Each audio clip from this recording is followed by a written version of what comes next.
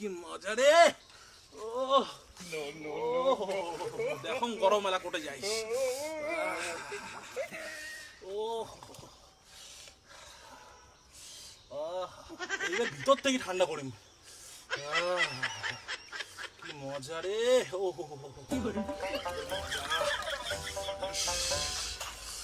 তোমরা হয়তো সত্যযুগের কৃষ্ণ আর সুদামার বন্ধুত্বের কথা শুনছেন, কিন্তু আজকে আমরা আসি গেছি কলির যুগেও এইরকম যে বন্ধুত্ব পাওয়া যায় সেটা দেখার জন্যে। এই যে আমরা আজকে আসি গেছি কোচবিহারের খাগড়াবাড়ির তিন বন্ধুর গল্প নিয়ে।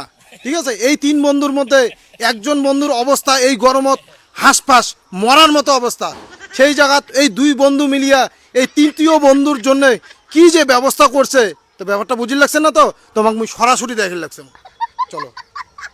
আচ্ছা দাদা, মুই দেখি লাগছি এটা কোনো বরফ জলের ব্যবস্থা। আচ্ছা, এই জিনিসটা কি তৈরি করছেন, এটা একটু বিস্তারিতভাবে করবেন সবাইকে। মানে আমরা হলাম তিন বন্ধু, মোর নাম হল সুশান্ত, ইনার নাম হল দেবাশিস আর ইনার নাম হল বিকাশ। তো আমার যে বন্ধু দেবাশিস, ইনার একটু হাই প্রেশার আছে, পাশাপাশি ইনি গরম সহ্য করি পায় না। তো গরম সহ্য করি না পায় বর্তমান কোচবিহারের যে তাপমাত্রা মোটামুটি প্রায় 37, 38, 40, ছয় ভাব। তো এই জায়গার দাঁড়িয়ে ইনার মানে বাঁচি থাকাটাই খুব কষ্টকর। ইনার মানে কোনোভাবে বাঁচির লাগছে। ইনার ফোন করি ওকার বন্ধু মুই আর বাঁচিম না, মোক তোমরা বাসের পেলে বাঁচাও, নাহলে মুই জীবন জাহান সব ছাড়ি দিলুম। এবার বন্ধু হয়ে তো আর বন্ধু করি মরি দিবার পাই না।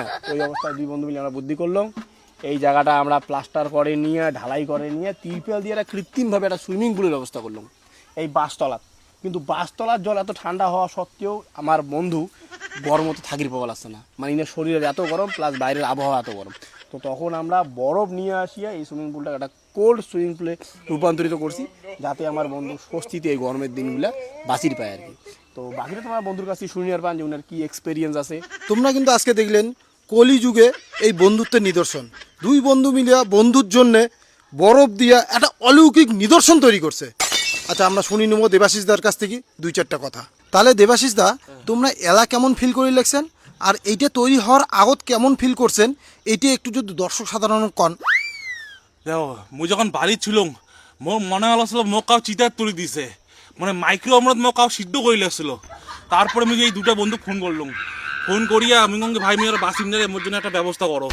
তারপরে দুই বন্ধু আসিয়া এই যে এই জিনিসটা বানিয়ে দিল। সত্যি কথা কইতে গেলে কি, মোর এই দুই বন্ধু দৌলতে আমি বাঁচিয়েছং।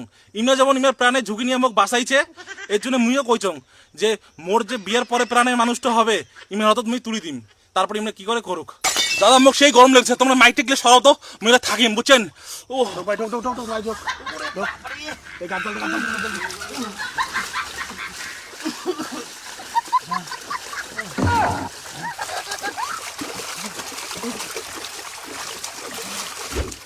কোচবিহারত বর্তমানে যা গরম পড়ছে, কোচবিহার শহরের বিভিন্ন জায়গার চিত্র কিন্তু আমরা তোমার সামনে তুলে ধরছি।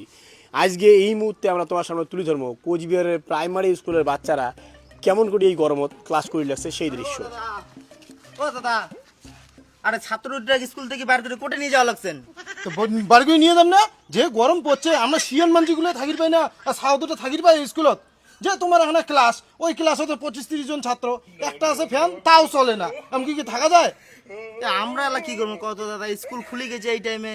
আরে স্কুল খুলে গেছে কইলে হবে নাকি? যখন তোমরা ঠান্ডা তখন তোমরা দেন গরমের ছুটি, এলা পড়ছে গরম তোমার স্কুল খুলে দিছে, তাহলে হবে নাকি? আরে দাদা, এগুলো তো আমার কয়া লাভ নাই না, এগুলো তো সব কলকাতা কেন্দ্রিক, সব ওর থেকেই ঠিক হয়। আরে কলকাতা কেন্দ্রিক করলে হবে নাকি? কলকাতার আবহাওয়া আমার এটাকার আবহাওয়া কি সমান? কলকাতার জেলা গরম পড়ে সব স্কুল দেয় ছুটি, সদা আমার ওটা ঠান্ডা, এলা আমার এটা গরম পড়ছে, আমার এটা কোনো স্কুল দিচ্ছেন খুলিয়া, ছাত্র করে আমাকে ঢুকির পায় নাকি? তোমরা এখন অবজেকশন করিবার না যে দুইটা যদি আলাদা জায়গা হয়, আলাদা আবহাওয়া, তাহলে আলাদা আলাদা ছুটি দুক। এটা কোনো গরম যখন পড়বে এটা না ছুটি দুক, ওটা যখন গরম পড়বে ওটা না ছুটি দুক। আর তোমরা এগুলো অবজেকশন করবেন না। আর তোমরা কাজ দাদা, আমরা তো এই নিউজ রিপোর্টার, ফাঁকশা নিউজ থেকে যাচ্ছি। আর তোমরা এগুলো রিপোর্ট করিবার না, কি উল্টাপাল্টা রিপোর্ট করিবার? এই যে গরম করছে আলা, এই গরম দিচ্ছেন তোমরা স্কুল খুলিয়া, এগুলো রিপোর্ট করো, এগুলো একটু জানাও, নাহলে হবে নাকি? ডেইলি স্কুলের ছাত্রের ঘর ফিট হবার লাগছে, স্কুলে তারা ঠিক করে ফ্যান নাই, এগুলো খবর করো তোমার। দেখো মাস্টার, এই গরমত মুই আর সাওয়ার করে স্কুলে পাঠাম না। গরমত আমরাই কাজ করি পাই না, তো সাওয়ার কি স্কুলে আসবে? 15 দিন, 20 দিন, 1 মাস, কতদিন লাগে লাগুক, যতদিন গরম না কমবে মুই সাওয়ার করে স্কুলে তো পাঠাম না। তোমরা যদি কোনো ব্যবস্থা করি পান করো, না করলে মুই চললুম। চলো তো চলো। তো তোমরা কিন্তু দেখলেন কোচবিহারের এই গরমত স্কুলের ছাত্রগুলোর কি দশা এবং গার্জিয়ানের কি রিয়াকশান, এই বিষয়ে কি পদক্ষেপ নেওয়া যায় অবশ্যই কমেন্টে লিখে যাবেন।